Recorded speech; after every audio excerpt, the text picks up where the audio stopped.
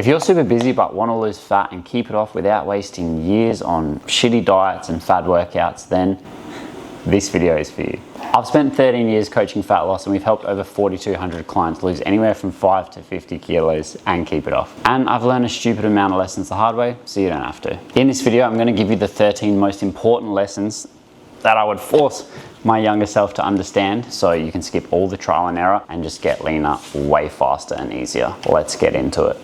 You are getting seriously strong.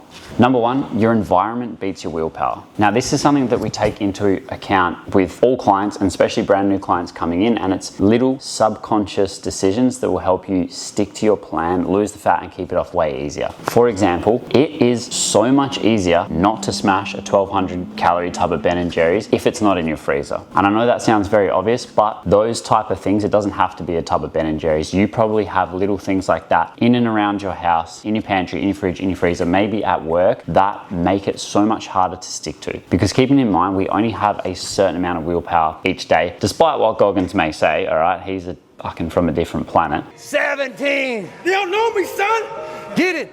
18. They don't know me, son. But other than that, the less you have to rely on your willpower, the easier it's going to be, because it gets exhausting constantly having to be so disciplined and rely on your willpower not to eat this, not to eat that. Open the fridge, there's just so many tasty, calorie-dense goodies there, and you have to force yourself not to keep having them because you're going to blow over your calories. So of course, the easiest way to do that is out of sight, out of mind. That's going to help a lot. The second tip you can use is maybe instead of having a 1,200 calorie tub of Ben & Jerry's in the freezer, you have a 300 calorie tub of Kenny's. Now, even if that's not in your meal plan and one night you got some serious cravings and you smash the entire tub, guess what? You've only eaten an extra 300 calories that day than what you were meant to. And if you're in a 500 calorie deficit, you're still in a deficit for that day. So really, not the end of the world at all, and it actually isn't going to affect your long-term progress at all. But 1,200 calories, that will.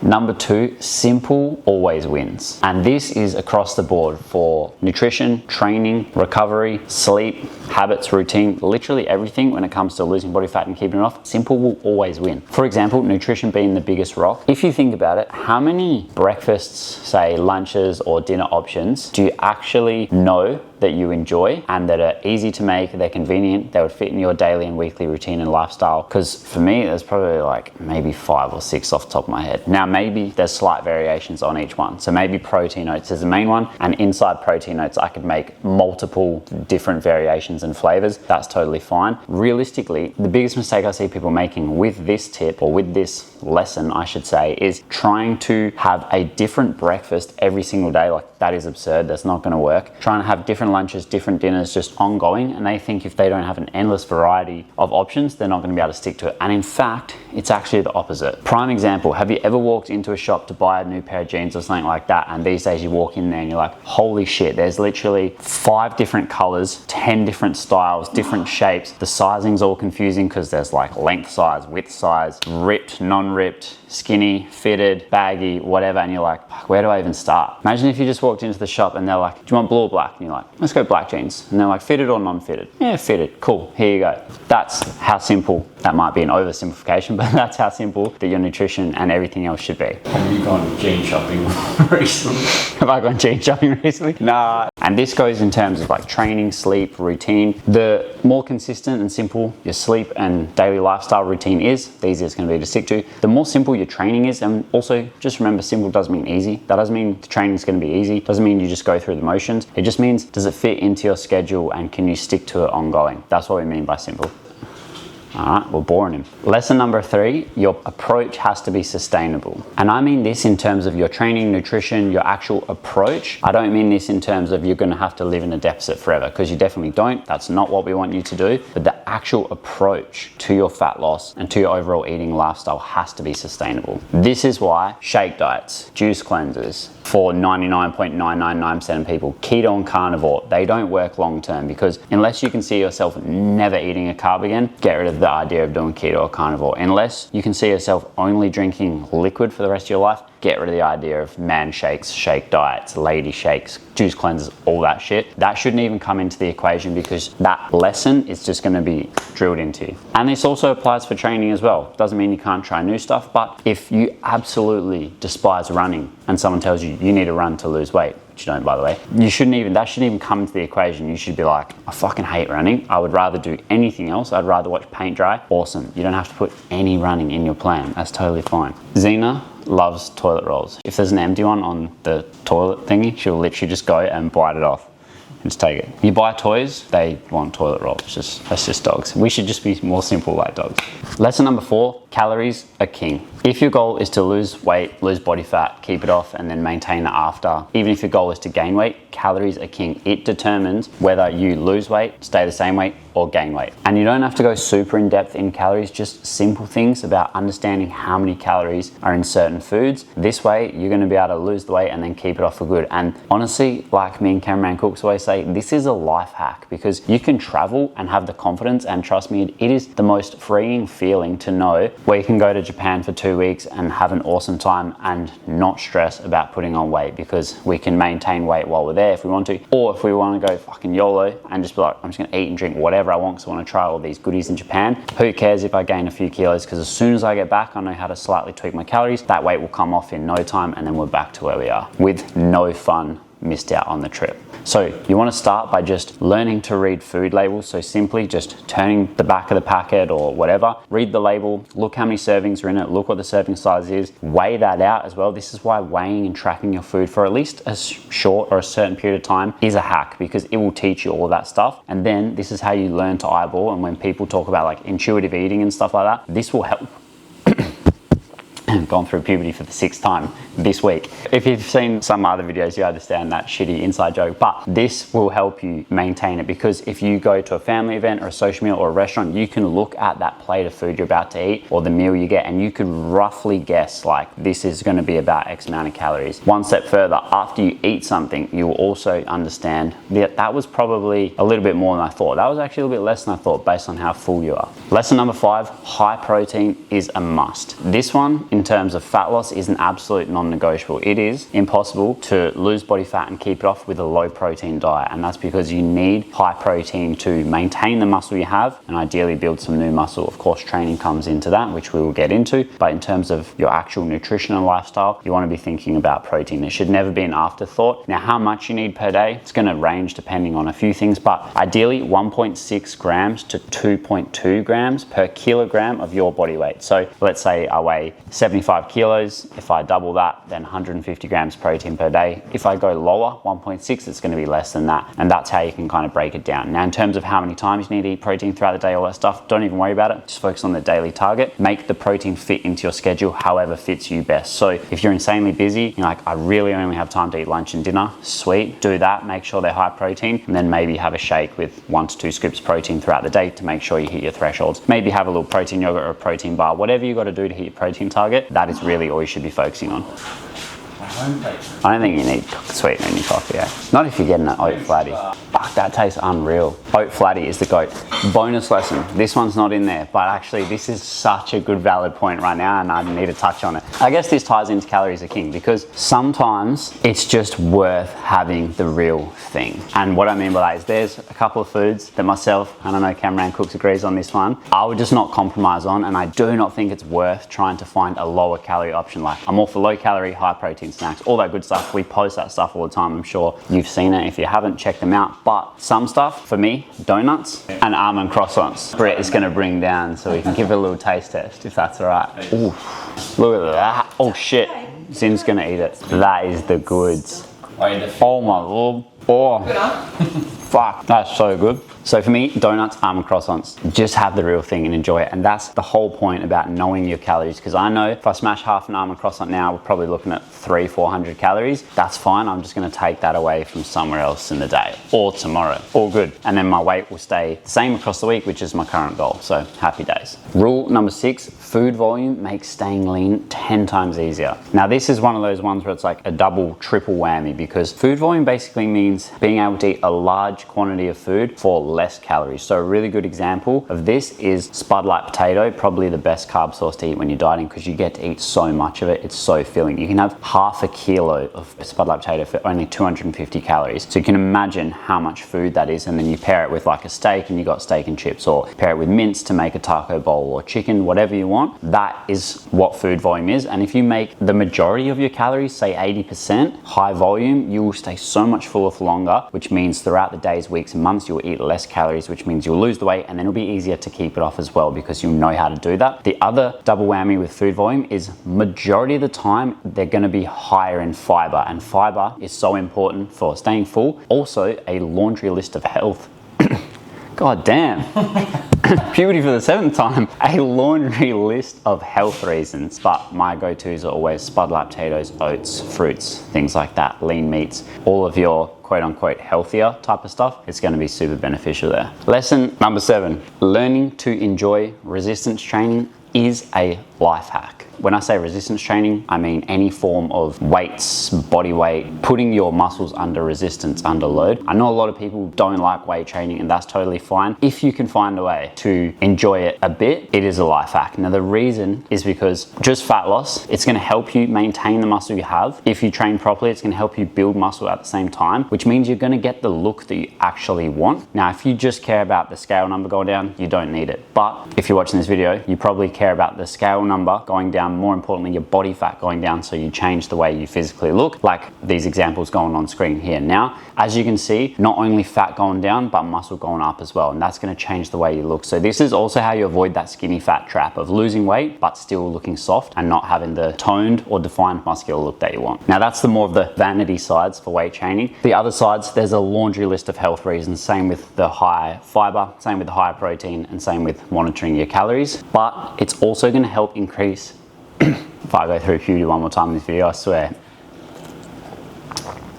It's going to help increase your range of motion if you train through a full range of motion. So a lot of people want to have less stiff muscles. They want to get better range of motion. You do this by training your muscles through a full range so they get stronger in the end range. I know that might be a bit of fucking complex, but it's the real scenario actually. When I was working in the gym, I had a client that before he started with me, he came in and he tore his shoulder. And the reason he did that is because he was walking down the steps, like one of those spiral staircases, and he slipped. And when he went to slip, he grabbed the pole like this out to the side. But because he didn't strength train, his chest, his shoulder, his arm wasn't strong enough to stop him in that position. And what happened is his body kept going forward and that tore. Also because he was never used to getting to this range because he never strength trained. So what we started doing, of course, once the injury was all good to go, we started training through full ranges of motion. So when you're thinking chest pressing, whether it's bench, dumbbell machine, whatever, all the way down as far as you can possibly go, slight little pause if you can, and then pressing back up. That same motion, cable flies, pec deck machine, dumbbell flies, whatever. Full range of motion as far back as you can go, because then that way, if you do it controlled, you leave your ego at the door, you're gonna get strong in this part. And that's not just for the upper body, this is for everything. And that is not only gonna help you look better, you're gonna build more muscle, but you're gonna be safer as well. You're gonna be less prone to injury, which as we get older is super key. Super key? Super beneficial.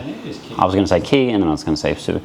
Anyways, this is why I don't do live talks. Fucking shit at it. Speaking of crying, lesson number 8. The only time a calorie deficit doesn't work is when you're not in one. And this one sucks, I know. And it hits home because the amount of DMs and comments, and even from client check-ins, I get saying, I don't understand, I'm in a calorie deficit and I'm not losing body fat. It's physically impossible, but I also know what's happening and there's an easy fix. So this usually happens for a few reasons. The first one is because you just haven't given it long enough time yet. Some people think a few days in a calorie deficit, the scale will be flying down. You've got to give it at least a week, if not 2. I personally think around 10 days is that sweet spot. If I haven't seen any progress whatsoever in 10 days, that's when I'll be like, all right, we need to adjust something. But if you think you are in a calorie deficit and you're not, often it's usually things what I call sneaky calories. Now this is like extra coffees that you don't account for, sugar syrups in your coffees, bites of almond croissants that you don't account for. Like I just did like 3 of them right then. If I didn't take any of that into account, and I was like, I'm not in a deficit, I've just added, this would be 100-ish, the almond croissant, well, it was on your bite, but if I ate half, that's that's 300-ish. Like that's my deficit gone right there. And you might not be doing it on purpose. Sometimes it's subconscious. Like you don't even remember you did it. Because I don't know about you, with the amount of shit that you probably have going on with life, it can be a little bit hard to remember every single bite you have. And if you're super busy at work and someone offers you something, you're like, yeah, cool, I'll have one of those, thank you. And you just have it.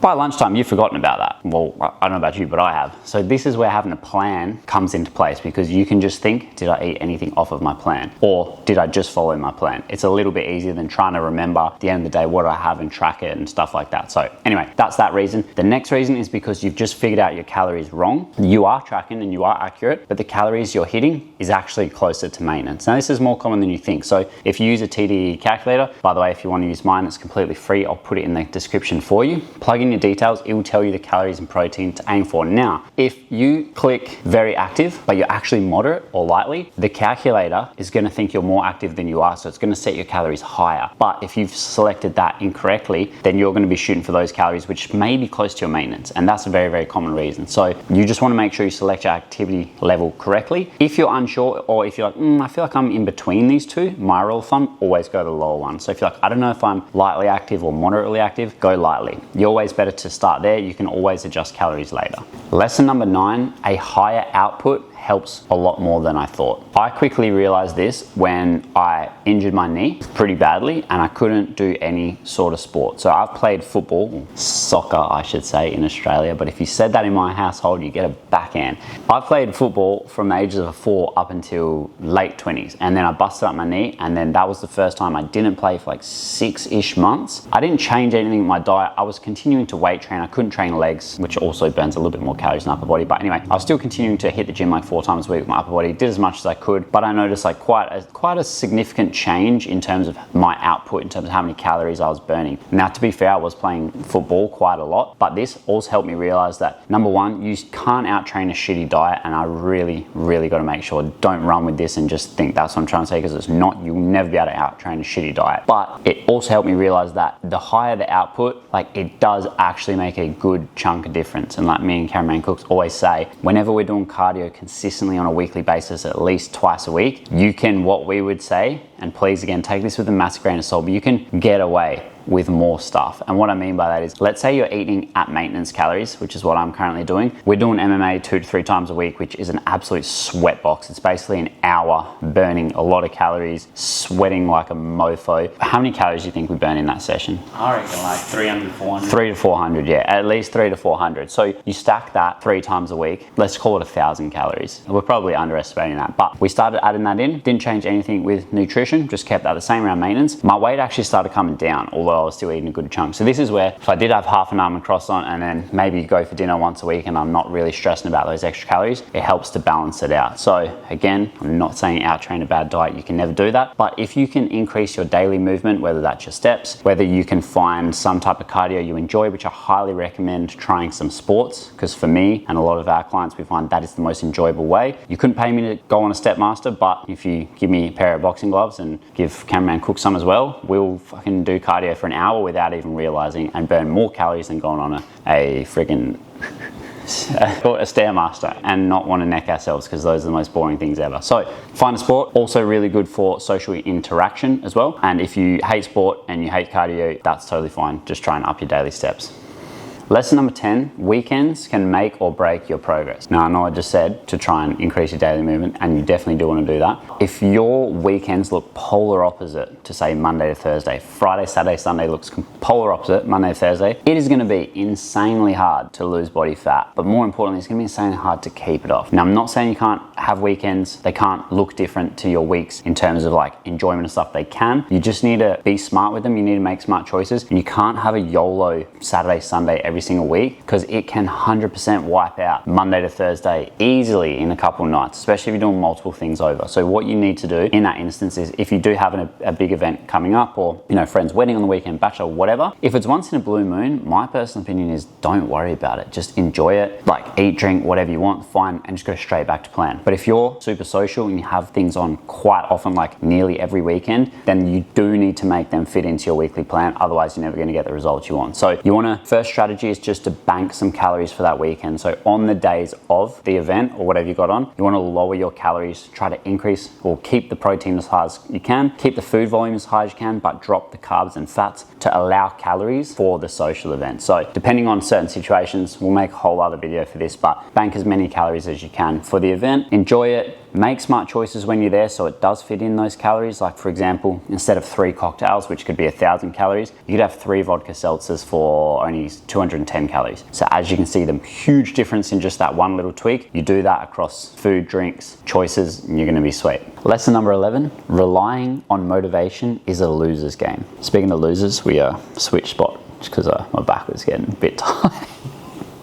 Anyways, in all seriousness, one of the most common questions I get is like, it's about how do I get started or motivation, and I completely understand it. Although every single thing that I've done in my life that I've gotten better at or achieved the goal I wanted to achieve had nothing to do with motivation, just all that, just getting started and then finding ways to just keep that momentum going whatever you can. And what I've found with myself and with all of our clients and my team is you just need a few simple rules. So instead of relying on motivation, just rely on like 3 to 5 key rules. Just keep them ongoing. So for fat loss, there's going to be like calories, protein, training, steps, sleep. But honestly, those 5, that's all we need. That gets you 98% of the results. The other 2% comes from just like all the tiny little additional things you're doing, maybe taking creatine. Hit those 5, absolutely golden. Even if you can hit 3 of them. And if you're completely on this end of the spectrum where like you really think you need motivation and you just can't get started, just be like, I'm just going to focus on calories. That's it. And that's sweet. That will literally get you so far. And then from there, what happens is you get the momentum that keeps you going, and then you focus on calories, your weight starts coming down because you're making a few simple swaps that we show for lower calorie alternatives. And then from there, you actually start to enjoy the process because you're like, I'm actually seeing progress, seeing results for the effort I'm putting in. And then you put more effort and then you get better results, and then you put more effort and you get better results, and you can ride that wave right up until you're at those 5 key things that I just spoke about, and then you are golden. And give them a healthy lifestyle. Like, Who says, kind of shut up, bro. Now it's just a lonely shot with me sitting on the floor in my living room. Thanks, Zeus. Zeno, you want this? Come here. I need a friend. I feel real lonely. Come help me fill the void in my soul. Do you want me to sit there? Sit here, bro. Come on. Let's get cameraman. Let's get cameraman Cook's lessons. Full seriousness, 100% agree with cameraman Cook. If you have a strong why, that's definitely going to help you stick to that goal. And you can just keep coming back to it when you feel like not doing it. And sorry if Zin's just licked the camera, but agreed. Lesson number 12, data and logic over emotions. Now this is another one that's a little bit tricky, but the clients that lose the fat the easiest, I don't want to say the easiest, the fastest, and keep it off, they learn this and they make it part of their mantra, data over emotions. And this is super important when you're tracking your scale weight, when you're tracking your progress pics, when you're looking at your calories and what we're talking about before, figuring out, am I actually in a deficit or am I eating a bunch of shit that I'm not taking it into account? The clients that lose the fat and keep it off, they learn to track averages, weekly average scale weight, that is, progress pictures, and the stuff that actually matters. And the key, they don't throw their toys out the cot when they see a weight spike, because they know that that's just part of the game, that's going to happen, and they look at the weekly averages. Prime example, we had a guy recently in our coaching program who was a little bit upset and annoyed that he only lost 300 grams. I'm doing only because that is a great speed of progress depending on where you're at in your journey and your weight. Only lost 300 grams. Before I even tried to convince him that that was a good speed, I just said, is that one weigh in or is that your average? And he said, oh, it's one weigh in. So logged into his app, had a look, weekly average weight, 1.2 kilos off. 1.2 kilos off weekly average. Guys, and this is someone that knows that. We told him that, we teach him that, and this is not me having a crack at him. He's a legend of a client and he's making crazy progress. But the point of that story is even people that are making good progress and know that they should be looking at weekly averages and not weight spikes can still get to their head. And this happens to the best of us. I'm not sitting here on my high horse saying that doesn't happen to me. That happens to me all the time with multiple different things, not even just weight. So data and logic over emotions. Lesson number 13, don't get caught focusing on the wrong shit. Now this is directly tied to fat loss, but honestly, I feel like this is tied to so many other things. Life. This is a life lesson. Finishing on a life lesson with Cameraman Cooks. And that is, don't take life lessons from Cameraman Cooks. Nah. Cameraman Cooks got some nuggets, don't you worry. So if you are struggling to currently lose weight, or you're just not as lean as you want to be, or you're struggling to keep it off, you really need to make sure that you're just worrying about what actually matters, which is all the lessons we just went through, especially those 5 big keys that I was talking about just before: calories, protein, steps, sleep, strength training, and being able to stick to that. So like I was saying, even if you just nail a few of those, you'd be absolutely golden. But I see so many people getting caught up, and I see this in question boxes that I do on socials and DMs and comments. It's like, they're like, should I eat white rice or brown rice? I'm like, do you track calories? No. For fuck's sake. I'm just kidding. I'm just kidding. But seriously, if you have no idea how many calories you're eating right now, go and do that. Trust me. I just say this with so much love, not trying to be a fucking knob. Know how many calories you're eating. And don't worry about white rice or brown rice. What time of day should I stop eating? Should I skip breakfast or eat breakfast? Like, once you just nail these things, all of that shit doesn't matter. Should I take this supplement or that supplement? Take none of them. Just remember lesson number 2, simple always wins. Just nail the basics and you'll be sweet. And I know it's not that exciting. Sometimes it's fun to talk about that stuff, but you don't need to worry about it. Cheers for watching my TED Talk. See you later. That is 13 of the most important lessons that I would absolutely drill into my younger self, and I hope that you take them on board, because I promise I'm just trying to steer you in the right direction and help you avoid all the dumb mistakes that I made. So if you found that video valuable, consider subscribing. If not, that's totally cool. That's your decision. And if you want to check out another video, I like this one. I think you will too. See you later.